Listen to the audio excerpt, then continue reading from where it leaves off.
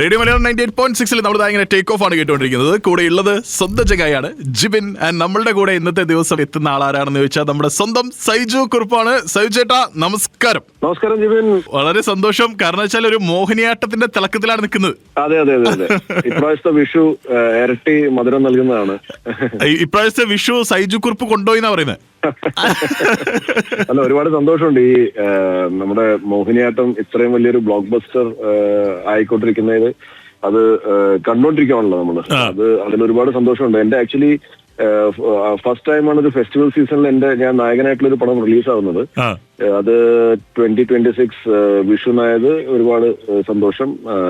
ഈ ഒരു April 10, 2026 റിലീസായി. ഈ ഒരു ഡേറ്റ് എന്റെ ജീവിതത്തില് ഒരു വലിയ വലിയ വലിയ മൈൽ സ്റ്റോൺ ആയി മാറി. തങ്ക ലിപികളിൽ നമ്മൾ ചേർക്കും. അതെ അതെ. അതായത് നമ്മള് തിലകൻ സാറ് പറയുന്ന പോലെ ഓൻ ചരിത്രം ആവർത്തിക്കുകയാണല്ലോ എന്ന് പറഞ്ഞ പോലെ ആട് 1 ഇതേപോലെ വരുന്നു, അത് വലിയ രീതിയിൽ വിജയിക്കാതെ പോകുന്നു, രണ്ടാമത്തെ ഭാഗം വന്ന് വമ്പൻ ഹിറ്റ് ആവുന്നു.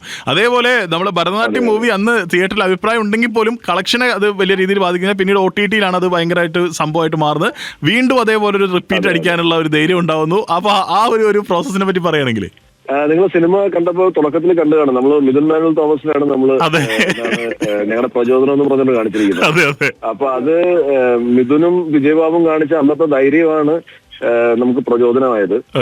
അപ്പൊ ആ പ്രചോദനം കൊണ്ട് തന്നെയാണ് നമ്മളിത് മുമ്പോട്ട് കൊണ്ടുപോകാന്ന് വിചാരിച്ചത്. പക്ഷെ ഇതിനകത്ത് ഒരു സംഭവം വെച്ചാല് എന്റെ പാർട്ട്ണറായ തോമസ് തിരുവല്ല, അദ്ദേഹത്തിനായിരുന്നു ഏറ്റവും കൂടുതൽ ആഗ്രഹം ഇതിലൊരു സെക്കൻഡ് പാർട്ട് ചെയ്യണമെന്ന്.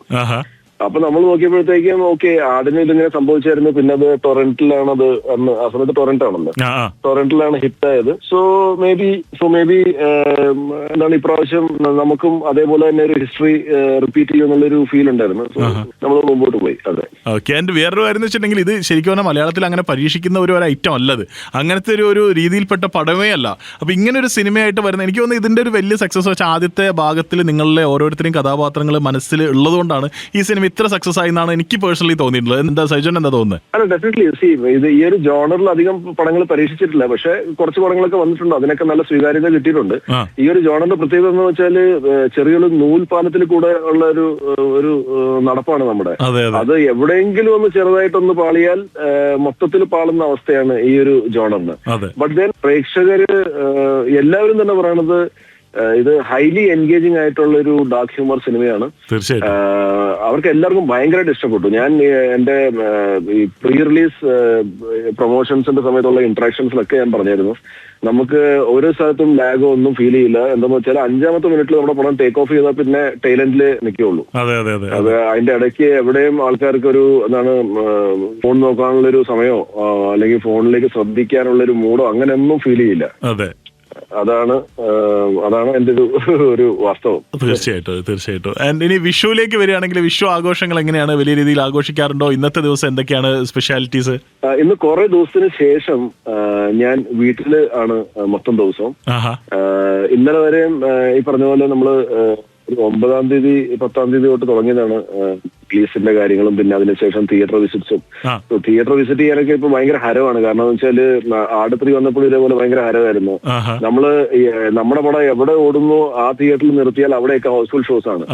മറ്റേത് എങ്ങനെയാന്ന് വെച്ചാൽ നമ്മള് ബുക്ക് മൈ ഷോ ഒക്കെ നോക്കും, നമ്മൾ പോണ തിയേറ്ററിൽ ആളുണ്ടോ ഇല്ലെന്ന് നോക്കേണ്ട ഒരു അവസ്ഥ ഉണ്ടായിരുന്നു. പക്ഷെ ആട് 3-ക്കും ഈ പറഞ്ഞ പോലെ ഭരതനാട്യം ടു മോഹിനിയാട്ടത്തിനും അങ്ങനത്തെ ഒരു അവസ്ഥയില്ല. എവിടെ വേണമെങ്കിൽ നമുക്ക് റാൻഡംലി ബുക്ക് മൈ ഷോ നോക്കാണ്ട് തന്നെ നമുക്ക് തിയേറ്ററിലേക്ക് ധൈര്യമായിട്ട് കയറി ചെല്ലാവുന്നതാണ്. ഹൗസ്ഫുൾ ഷോ ആയിരിക്കും എന്നുള്ളത് ഉറപ്പാണ്. അടിപൊളി. സോ ഇപ്പൊ കുറെ ദിവസത്തിന് ശേഷമാണ് ശരിക്കും ആക്ച്വലി ഇന്നലെ രാത്രിയാണ് ഞാൻ ശരിക്കും ഉറങ്ങിയത് തന്നെ. അല്ലെങ്കിൽ 3-4 മണിക്കൂർ ഉറങ്ങാൻ പറ്റുന്നുണ്ടായിരുന്നുള്ളൂ.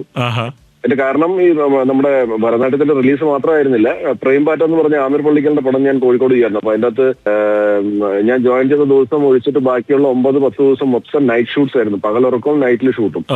സോ ഈ പകലുറക്കം അറിയാലോ, അത് ശരിക്ക് വർക്കൗട്ട് ആവില്ല. അപ്പൊ അത് കാരണമുള്ളൊരു അപ്പം ഇന്നെന്തായാലും ഒരു കംപ്ലീറ്റ് റെസ്റ്റ് കിട്ടി. ഇനിയിപ്പോ നാളെ വീണ്ടും നമ്മള് ട്രിവാൻഡ്രം ഏരിയയിലേക്ക് തിയേറ്റർ വിസിറ്റ്സിന് പോവാണ്. അതിനുശേഷം അവിടുന്ന് നേരെ ഫ്ലൈ ചെയ്ത് നമ്മള് കണ്ണൂരെത്തും. കണ്ണൂരിൽ നിന്ന് പിന്നെ നേരെ കോഴിക്കോട്. ഖത്തറിൽ വരാനൊരു പരിപാടി ഉണ്ടായിരുന്നത് മാറ്റിയും തോന്നുന്നു അല്ലേ?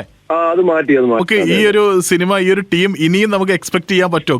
ഇനി ഒരു പടം കൂടി എക്സ്പെക്ട് ചെയ്യാൻ പറ്റുമോ? അങ്ങനെ പ്ലാൻ ഉണ്ടോ? അതെ അത് ഉറപ്പായിട്ടും എക്സ്പെക്ട് ചെയ്യാൻ പറ്റും. അതിന്റെ ചർച്ചകൾ നടക്കുന്നുണ്ട്. അത് എങ്ങനെയാണ് എന്താണ് എന്നൊക്കെ ഉള്ളത് ഞാൻ വഴിയെ അപ്ഡേറ്റ് ചെയ്യാം. ഓക്കെ. ആൻഡ് ഇപ്പോഴത്തെ ഒരു സമയം എന്ന് പറയുന്നത് രണ്ടാം ഭാഗം മൂന്നാം ഭാഗത്തിന്റെ ഒരു സമയമാണെന്ന് തോന്നിയിട്ടുണ്ട്. ഇപ്പോൾ ആട് വരുന്നു, അതിന്റെ മൂന്നാം ഭാഗം വിജയിക്കുന്നു, വാഴയുടെ രണ്ടാം ഭാഗം വിജയിക്കുന്നു, മോഹിനിയാട്ടം രണ്ടാം ഭാഗം വിജയിക്കുന്നു, ഇനിയിപ്പോൾ ദൃശ്യത്തിന്റെ മൂന്നാം ഭാഗം വരാൻ പോകുന്നു. അപ്പൊ എന്തുകൊണ്ടാണ് ഇതൊരു പുതിയ ട്രെൻഡായിട്ട് ഇങ്ങനെ മാറാനുള്ള ഒരു സാധ്യത ഉണ്ട് അല്ലേ? ഡെഫിനറ്റ്ലി അത് ട്രെൻഡാണോ എന്ന് ചോദിച്ചാൽ എനിക്കറിയില്ല. പക്ഷെ നല്ല സിനിമകൾ എപ്പോഴും വർക്കൗട്ട് ആകും എന്നുള്ളതാണ് എന്റെ ഒരു ധൈര്യം. നമുക്ക് ഇപ്പം നമ്മുടെ ഭരതനാട്യത്തിന് പറ്റിയത് ആ സമയത്ത് എനിക്കൊന്ന് കുറെ ആൾക്കാർ അത് അറിഞ്ഞില്ല അതിനെപ്പറ്റി. ഭരതനാട്യം എന്ന് പറഞ്ഞൊരു പടം വന്നതായിട്ട് അതൊക്കെ ഒരു മെയിൻ റീസൺ ആയിരുന്നു. നമ്മൾ നമ്മുടെ സൈഡിൽ നിന്ന് ആ പടത്തിന് എത്ര ബഡ്ജറ്റായി അതിന്റെ പ്രൊപ്പോർഷനേറ്റ് ആയിട്ടുള്ള നമ്മൾ പബ്ലിസിറ്റി ഒക്കെ ചെയ്തിരുന്നു. പക്ഷെ അത് ആൾക്കാരിലേക്ക് എത്തിയില്ല. പക്ഷെ ഇപ്രാവശ്യം ഭരതനാട്യം ആൾക്കാർക്ക് അറിയാവുന്നത് കൊണ്ട് മോഹിനിയാട്ടത്തിനെ പറ്റിയും ആൾക്കാർ അറിഞ്ഞു തീർച്ചയായിട്ടും ഓട്ടോമാറ്റിക്കലി. അപ്പൊ അതാണ് ഉണ്ടായത്. പിന്നെ ഇനി വേറെ ഇപ്പൊ ഞാൻ തന്നെ അഭിനയിച്ച വേറെ പടങ്ങളുടെയൊക്കെ ഇപ്പൊ സീക്വൽ ചെയ്യുവാണെങ്കിൽ, ഇപ്പൊ സീക്വലിന്റെ ഒരു ട്രെൻഡ് ആണെങ്കിൽ നമുക്ക് ഉടനെ തന്നെ ഒരു 2-3 സീക്വൽ ചെയ്യാനുള്ള പടങ്ങളുണ്ട്. അപ്പൊ ആ പടങ്ങളൊക്കെ ചെയ്താൽ അതൊക്കെ വിജയിക്കും എന്നുള്ളതൊന്നും പറയാൻ പറ്റില്ല. പക്ഷെ ഇത് 3 വിജയിച്ചത് കാരണം ഒരു ട്രെൻഡാണ്. പിന്നെ ഓഫ്കോഴ്സ് ദൃശ്യം 3 വന്നു കഴിഞ്ഞാൽ അതും ഒരു വലിയ ബ്ലോക്ക് ബസ്റ്റർ ആയിരിക്കും എന്നുള്ളത് നമുക്ക് ഉറപ്പുണ്ട്. സോ എനിവേ എന്താണ് നോക്ക് ഇൻഷാല്ലാ. ഓക്കെ, ആയിക്കോട്ടെ. അപ്പൊ ഒരിക്കൽ കൂടി ഹാപ്പി വിഷു. വീട്ടിലെല്ലാവരോടും ഹാപ്പി വിഷു അറിയിക്കും. നമ്മുടെ ഖത്തറിലുള്ള മുഴുവൻ ആളുകളുടെയും സ്നേഹം അറിയിക്കുക കേട്ടോ. അതെ, നിങ്ങളുടെ ശ്രോതാക്കൾക്കും എല്ലാവർക്കും ഒരു നല്ല വിഷു ആശംസിക്കുന്നു. Okay, thank you Sajith. Thank you. Yes. Okay.